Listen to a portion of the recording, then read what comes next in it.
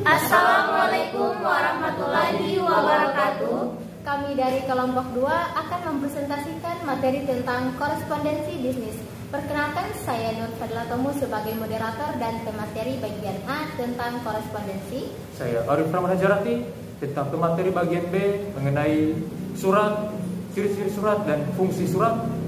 Saya Rizka Bilandatu, pemateri C yaitu tentang jenis-jenis surat. Saya Elsa Jalanggo, pemateri terakhir yaitu tentang hal yang perlu diperhatikan dalam surat.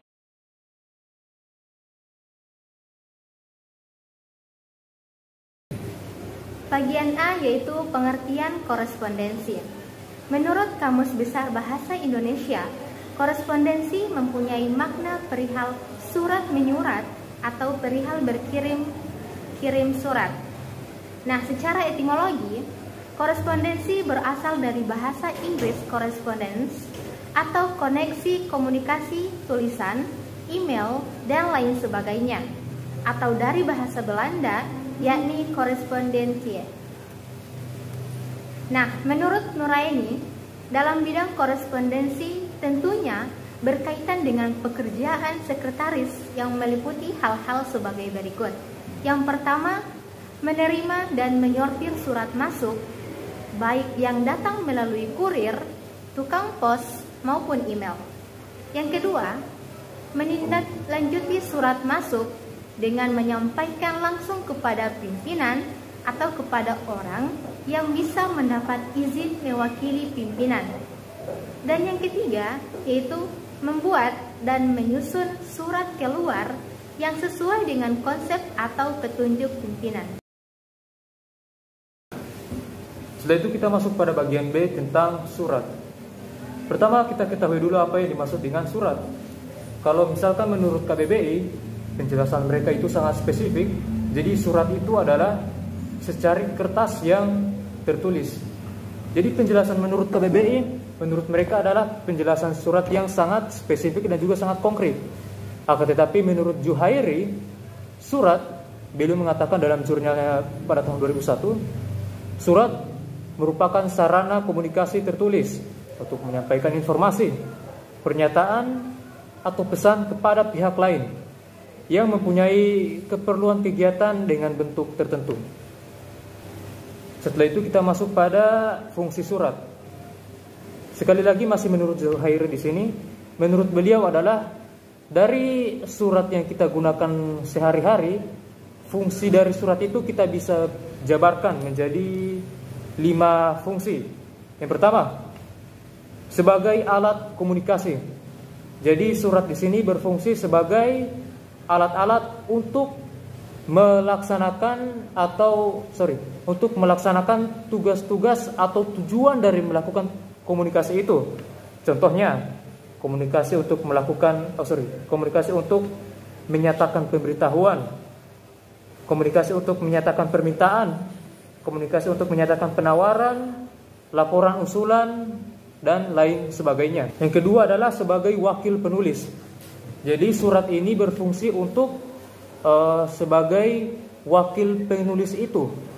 Mengapa demikian? Karena si penulis ini dia mempunyai masalah tertentu, sehingga si komunikan atau si penerima pesan ini dia tidak bisa bertemu langsung dengan si pembuat surat. Biasanya sih masalah dan hambatan dari si penulis ini misalkan dia tidak bisa hadir atau tidak bisa bertemu langsung dengan si penerima surat, atau misalkan yang lain dengan alasan yang informal atau alasan yang dialami oleh orang pada umumnya. Sebagai wakil penulis yakni si penulis ini dia tidak bisa bertemu langsung karena dia biasanya malu dengan si penerima surat ini. Yang ketiga yakni sebagai alat bukti historis. Jadi surat itu berfungsi sebagai bukti.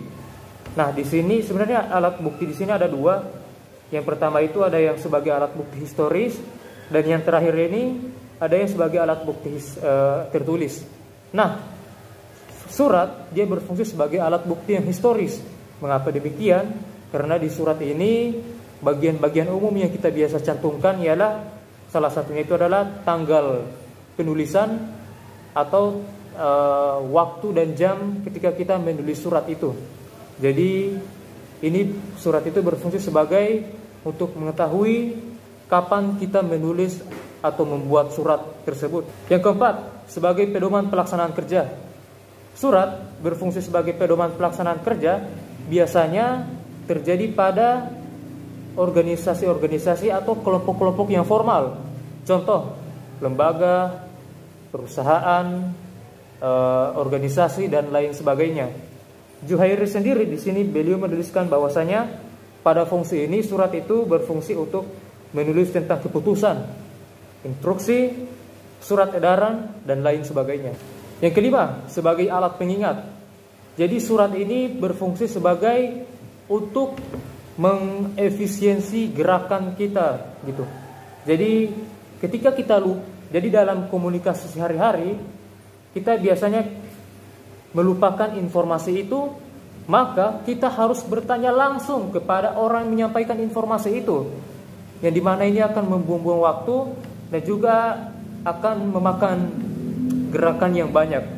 Nah, surat dia berfungsi untuk memotong bagian gerakan yang tidak diperlukan itu. Jadi ketika kita lupa suatu informasi, kita tidak perlu lagi bertanya kepada si penyampai informasi itu.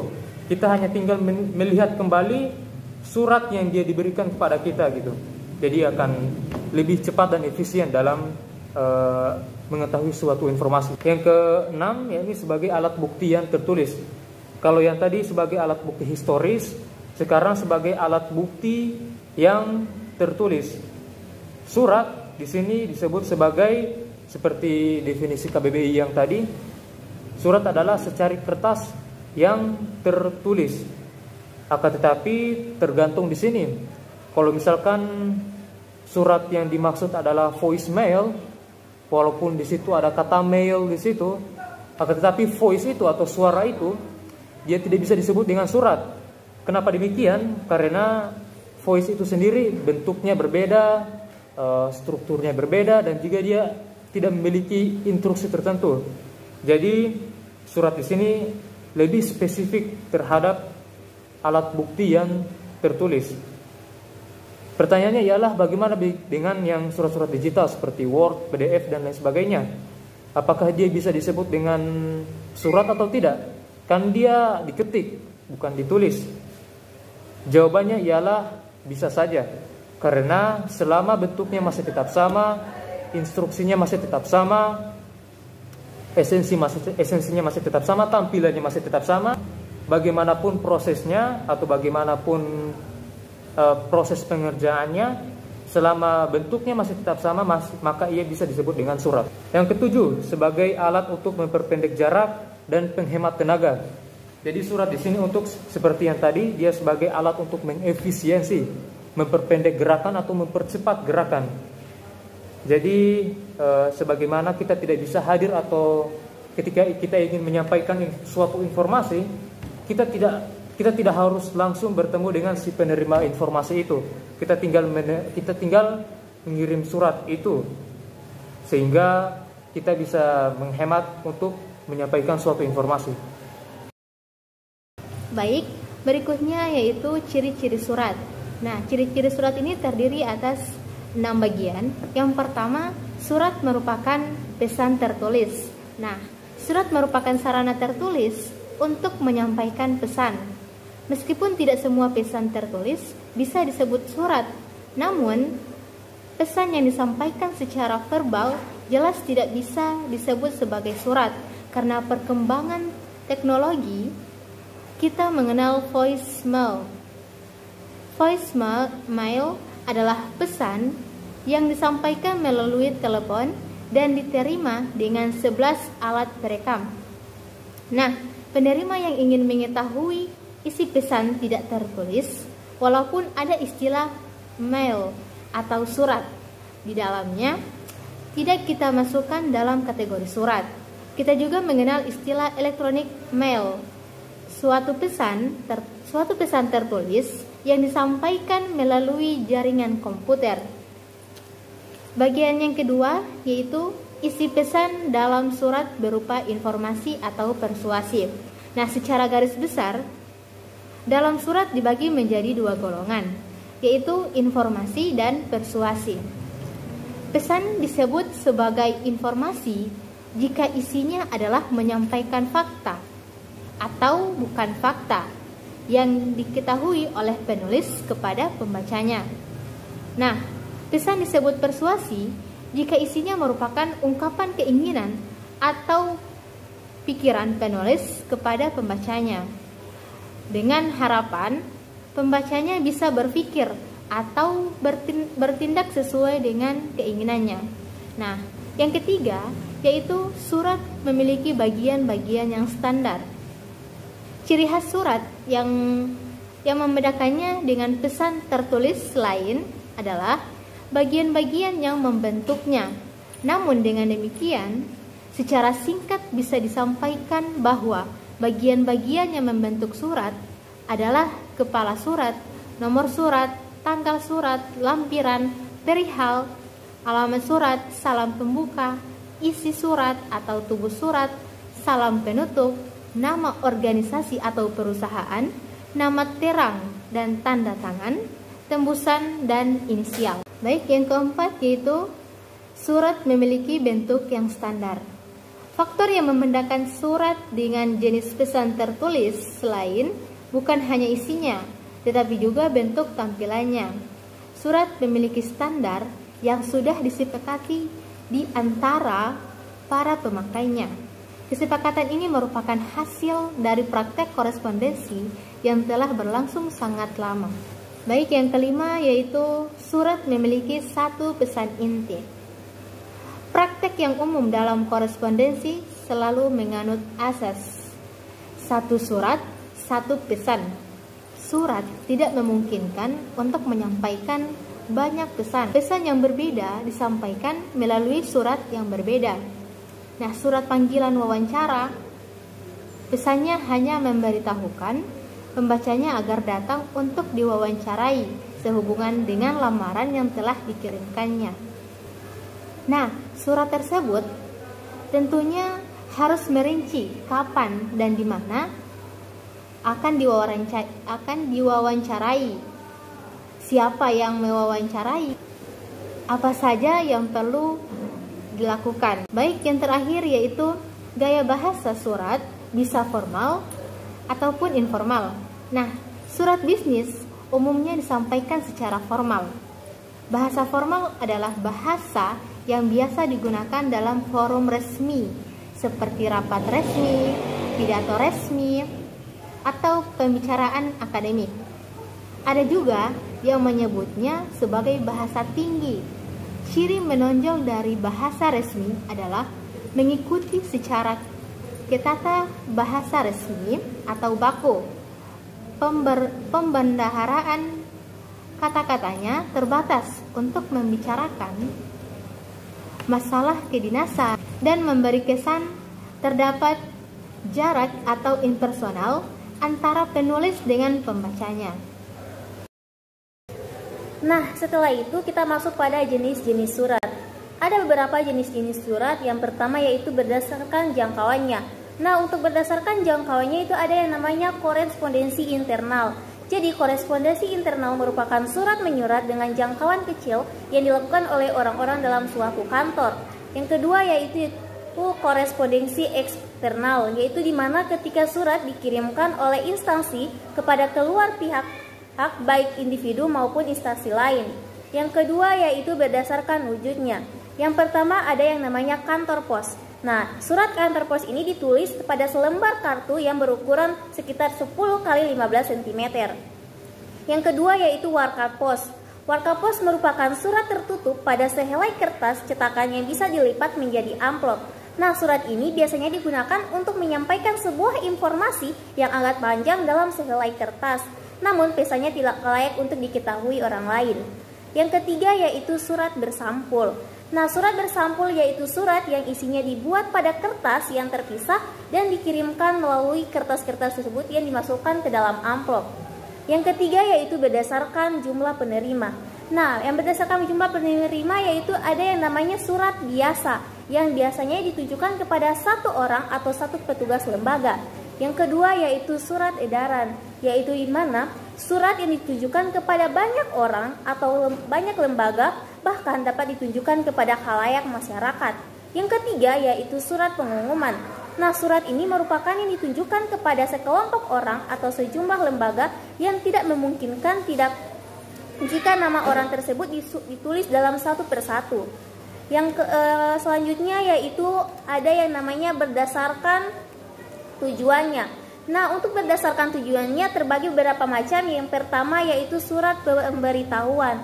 Nah, surat pemberitahuan ini merupakan surat yang berisi tentang memberitahukan informasi kepada semua orang atau kepada beberapa orang yang ada di sekitarnya. Yang kedua yaitu surat perintah, adalah surat yang dikeluarkan oleh pimpinan instansi kepada anggota atau bawahannya yang berisi perintah.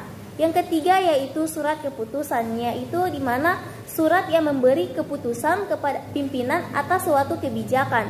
Surat keputusan ini biasanya ditunjukkan kepada salah satu pegawai atau orang tertentu. Yang ketiga yang keempat yaitu surat peringatan, yaitu di mana surat yang bertujuan untuk mengingatkan kesalahan pegawai pada suatu kantor atau instansi pemerintah. Selanjutnya yaitu ada yang namanya surat panggilan. Nah, surat panggilan ini merupakan surat yang berisi panggilan kerja atau panggilan yang untuk memanggil seseorang baik secara pribadi maupun ada ikatan dinas. Selanjutnya yaitu surat susulan, yaitu di mana surat yang disusulkan setelah surat pertama yang dikirimkan yang isinya bisa berbentuk penegasan atau perubahan dari surat sebelumnya. Selanjutnya ada yang namanya surat laporan. Nah, surat laporan ini bertujuan untuk melaporkan hasil kerja kepada pihak yang bekerja sama. Selanjutnya ada yang namanya surat permintaan. Nah, surat permintaan ini merupakan surat yang dikirim oleh instansi kepada perusahaan lain yang isinya meminta informasi detail mengenai produk tersebut. Selanjutnya yaitu surat perjanjian. Nah, surat perjanjian ini merupakan surat kesepakatan tentang hak dan kewajiban antara pihak-pihak yang mengikat diri untuk melakukan sesuatu. Yang terakhir yaitu surat penawaran. Nah, surat penawaran ini merupakan surat yang dikirimkan oleh suatu perusahaan untuk menawarkan produk, barang, atau jasa. Selanjutnya yaitu ada yang namanya berdasarkan isi dan asalnya. Yang pertama ada surat dinas. Jadi surat dinas itu merupakan surat yang digunakan oleh instansi baik sipil maupun militer untuk kepentingan tugas dinas. Selanjutnya yaitu surat niaga, yaitu yang dimana merupakan surat yang digunakan di kalangan lembaga usaha. Yang ketiga yaitu surat sosial, yaitu surat yang dibuat oleh instansi sosial. Dan yang terakhir yaitu berdasarkan keamanan isi. Jadi itu dibagi menjadi tiga, yaitu ada surat biasa yang dimana merupakan surat yang umum dan boleh dibaca oleh siapa saja. Yang kedua yaitu surat rahasia, yaitu surat yang isinya khusus untuk diketahui orang-orang di luar pihak yang saling berkepentingan. Dan yang terakhir yaitu surat sangat rahasia, yang dimana surat ini merupakan yang tidak bisa diketahui oleh siapa saja. Yang terakhir yaitu hal yang perlu diperhatikan dalam surat. Tidak jarang surat yang dibuat seseorang atau instansi tidak beroleh jawaban yang dihendaki. Hal ini mungkin salah satu akibat kurang tepat di dalam penyusunan bentuk dan bahasa surat, sehingga pesan yang ingin disampaikan melalui surat tidak tercapai. Oleh karena itu, untuk menulis surat yang baik setidaknya dibutuhkan yang pertama wawasan tentang surat menyurat dan administrasi, yang kedua penguasaan bahasa tulis yang memadai, yang ketiga penguasaan lingkup permasalahan yang hendak ditulis atau dipermasalahan yang dibicarakan dalam surat, yang keempat adab sopan santun surat, yang kelima konten surat yang layak, yang keenam objektivitas, yang ketujuh keefektifan kata, yang kedelapan keruntutan kalimat dan keruntutan gagasan, yang terakhir pengindahan terhadap kaidah korespondensi. Baik, itulah materi dari kelompok 2 tentang korespondensi bisnis. Sekian dari kami. Wassalamualaikum warahmatullahi wabarakatuh.